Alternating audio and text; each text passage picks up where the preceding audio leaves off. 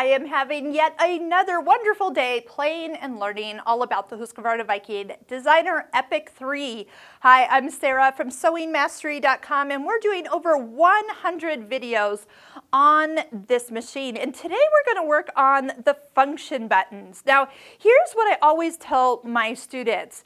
If they have given us an actual button that is super close to our fingers in our project, they must be important. So I want you to, while you're kind of learning all the other things about this machine or stitching out your stitch book, by the way, that's a great way to kind of learn how all the functions work, how to move around from screen to screen, is to play around with these buttons. So you know what each of them does, when and where you're supposed to be using them, and how to really integrate them into your projects. Now, we have an online course called the Stitching Cosmos online course. That quilt in the back is actually all sewing techniques, and no, if you don't have to be a quilter to do that online course, but what we do is we explore so much of what those functions and features of this machine that really will help you integrate them into every sewing project going forward.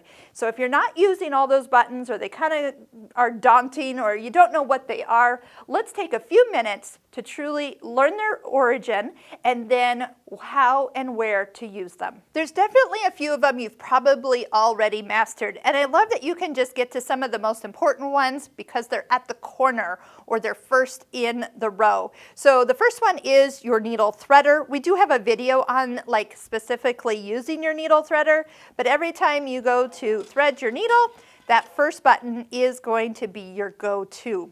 The next one is your immediate tie-off feature. As you turn it on, you have the option to have it set to lock at the beginning, lock at the end, and even when you use it, lock and then cut. We talk about that in the settings option, and there is a place on your screen where you can kind of activate those different things.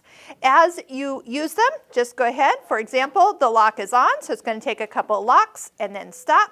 The light goes off. If you're sewing, you can push it while you're sewing and it will lock on demand, or if you're doing a decorative stitch, you will see it finish the decorative stitch, then lock and stop. Now, speaking of decorative stitches, have you ever started a decorative stitch? Let's say you started a little flower and then you realized about 10 stitches in that maybe you didn't start the flower at the right place.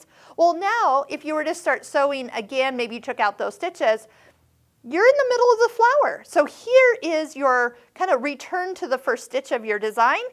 Pattern begin would be another way to call this. So what it'll do just by pushing it is it'll bump the start point back up to the start of the stitch. Now let's do these two together. So this one has a presser foot with the arrow pointing up, so that's pretty obvious, up. But let me show you one more thing. Push it again, and it will go up a little bit higher, and I heard a little click. And what it did was it lowered the feed dogs. Look, there is so much room underneath this foot. So if you have lots of thickness to kind of get started or get in there or get over, you will find that you can touch this to a super high lift. And not only does it go higher, but the teeth that are above will drop down, giving you even more space. So that is something at your fingertips, again, handy. The foot down button, here is just one little bit. I'm gonna just put the foot up. Do you know that when you step on your foot control, the foot goes down to your fabric, okay? A lot of people, when they're, and I'm gonna use the scissor button, which again, you've probably mastered that one already, but it lifts the foot up. But here's the thing. Sometimes you want to see exactly where you're going to start. As you push the foot down button, it goes down. Now, what if you have to kind of, you really want to move your fabric just a little bit? Well, pulling it isn't really the way to do it. But if you push the foot down button again, it pops up to its little kind of pivot height and allows you to kind of go, oh, nope, I need my fabric right over there. And then you can step on the foot control and it'll start to stitch. So that's a great little up-down feature. So each one has an option for 2 touches, down and then pop up a little bit, or up and go super high. So that is a great feature there. Let's say you do want to stop with the needle in the down position. This button will do it, and now it will stay on. So as you sew, it will always stop down, and that little pop-up feature of the foot, kind of that pivot that we talked about just recently, allows you to kind of turn corners really great. But we do have that option. If you don't want to always have to touch that button to turn it on every time you turn your machine on, there's an option in the settings that you can set it so it's always down when you go to sew. The settings area are these buttons, but like permanent, meaning you always want them to do a certain thing.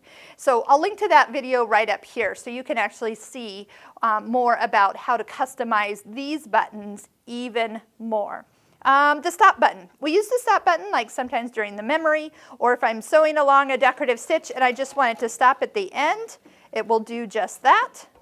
Okay, but I wanted to show you this scissor button has one extra feature. So yes, if you're just stopped and you pushed it like I just did, it cuts the thread and brings it on out. But what if you are sewing, and especially good on a decorative stitch, if you push it while you're sewing, it will finish, it will lock, it will cut, and it will lift the foot up.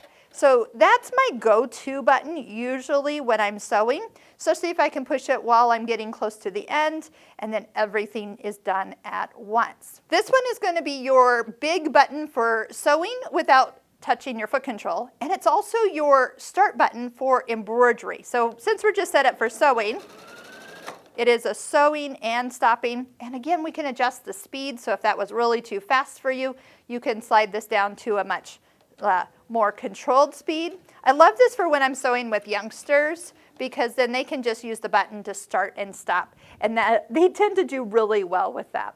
Okay, let's talk the reverse button. This one catches some people, because depending if you touch it when you're stopped, or if you touch it while you're sewing, you're going to get two different uses.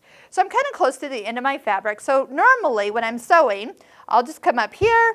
I would need to go backwards. So I'm going to touch and hold. And then the machine is taking my stitches backwards. When I release, it comes forward again. So just while you're sewing, if you push it, you'll get the instant back or forward there. But if you stop, and then you push it, you're going to get the light. And the light means it is continuous reverse. And so it's just going to go backwards forever. And that's where people kind of go, ah, my reverse button. Well, it's because you activated it while you were stopped and the light lit up. So then to turn that off, push it again, light goes off, now you're sewing again. So I would probably say, for the way I sew, I like to just know that when I need to do a reverse or a locking stitch fully backwards, is I'm going to activate it while I'm sewing. So you see my finger kind of is hovering. I see when to push it. I push and hold it, and then I let go when I'm actually done. Use the scissors, and then you have a finished seam. So those are buttons.